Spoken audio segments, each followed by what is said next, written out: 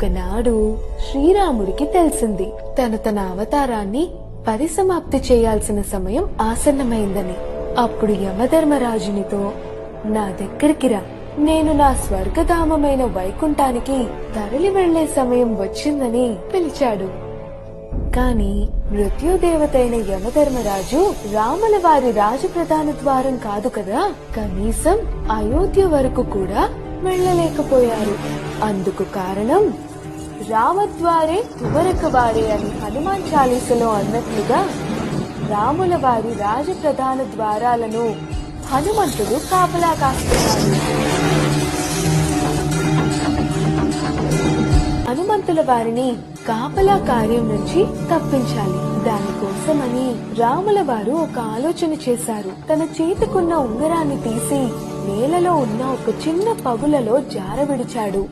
హనుమంతుల వారిని పిలిచి, హనుమా, నా ఉంగరం ఈ పగులలో పడిపోయింది, నువ్వు దాన్ని తీసుకొనిరా అని ఆజ్ఞాపించాడు.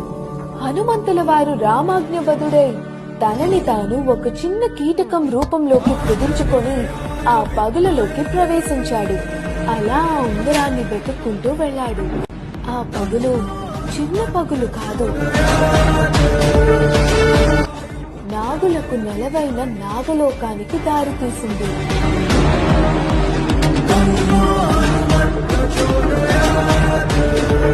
నాగరాజైన వాసుకిని హనుమంతుడు కలిసి తను వచ్చిన పని చెప్పాడు. ఆ ఉంగరాల కొండ ఎంత పెద్దగా ఉందంటే అందులో రాముల వారి ఉంగరం దొరకడం అసాధ్యం. కానీ ఆశ్చర్యంగా ఆయన తీసిన మొదటి ఉంగరమే రాముల వారి ఉంగరం అయ్యింది. అంతేకాదు, రెండవ ఉంగరం కూడా తీసి చూస్తే అది కూడా రాముల వారి ఉంగరం లాగే ఉంది.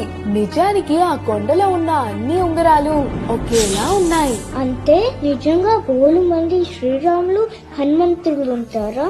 అవును, కాకభూషుండి అనే ముని ఒక కాకి రూపంలో అన్ని జగత్తులు తిరిగాడట. అలా రామాయణాన్ని 11 సార్లు, మహాభారతాన్ని 16 సార్లు చూశాడట.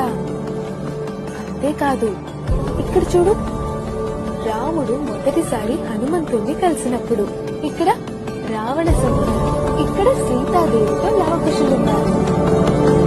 ఈ జగత్తులో అద్భుతాలన్నీ కాలాన్ని బట్టి వాటంతటావే ఎదురొస్తాయి.